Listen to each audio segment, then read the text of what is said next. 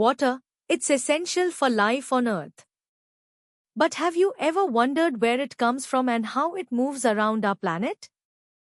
Today, we are diving deep into the hydrological cycle, also known as the water cycle. From the oceans to the atmosphere, and back again, water is constantly on the move. Let's explore the amazing processes that keep our world hydrated.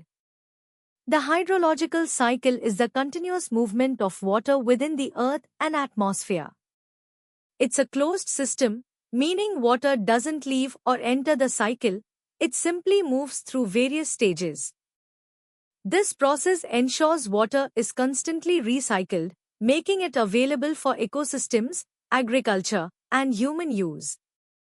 Now, let's break down the key phases of this incredible cycle. First up, evaporation. This is the process where liquid water turns into water vapor as it absorbs heat from the sun. It happens mainly over oceans, lakes, and rivers, but also from land and plants. Factors like temperature, wind speed, and humidity all play a role in how fast water evaporates. Next is transpiration. Water is absorbed by plants through their roots and moves up to the leaves, where it evaporates into the atmosphere. This is a key contributor to the moisture in the air, especially in forested regions. In fact, forests are crucial in regulating the water cycle. Evapotranspiration combines both evaporation and transpiration. It represents the total loss of water from an ecosystem to the atmosphere. This process plays a crucial role in regulating local and regional climates and water availability. After water vapor rises, it cools down and condenses back into liquid form. This process creates clouds, tiny droplets of water or ice crystals suspended in the air.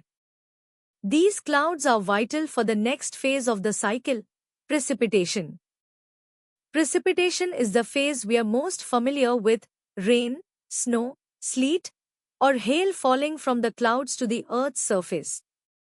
This is how water returns to the ground, replenishing rivers, lakes, and groundwater. Once water hits the ground, some of it infiltrates into the soil, where it becomes groundwater. This process is influenced by the type of soil, vegetation, and land use. Water that's absorbed into the ground can eventually flow into underground aquifers, becoming an important freshwater source. Not all water infiltrates the soil. Some of it flows over the surface as runoff, moving toward rivers, lakes, and oceans.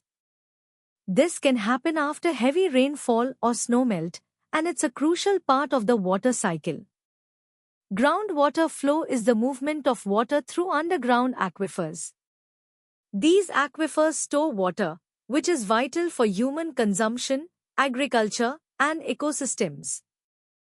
Groundwater is replenished through infiltration from precipitation and surface water. Water storage occurs in various forms, including glaciers, snowpacks, wetlands, and reservoirs. These storage systems help maintain ecosystem health and ensure water availability during dry periods. Human activities can disrupt the natural water cycle. Urbanization, for example, increases runoff by replacing natural soil with concrete, leading to reduced groundwater recharge and increased flooding. Climate change also affects the cycle, altering precipitation patterns and evaporation rates. The hydrological cycle supports ecosystems by providing moisture for plants, animals, and microorganisms. Without it, many ecosystems wouldn't survive. The cycle also helps regulate climate. Through evaporation, condensation, and precipitation, it influences local and global weather patterns, keeping our planet's temperatures in check.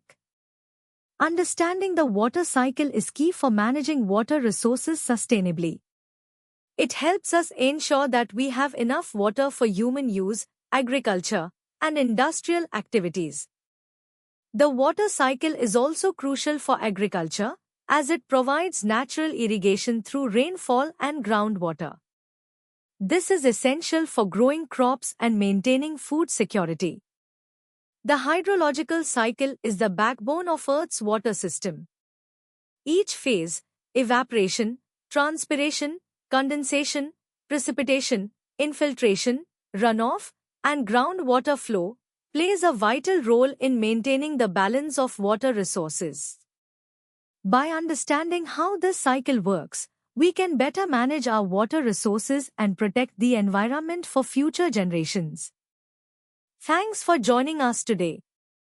Don't forget to like, subscribe, and hit the bell icon for more educational content. See you next time.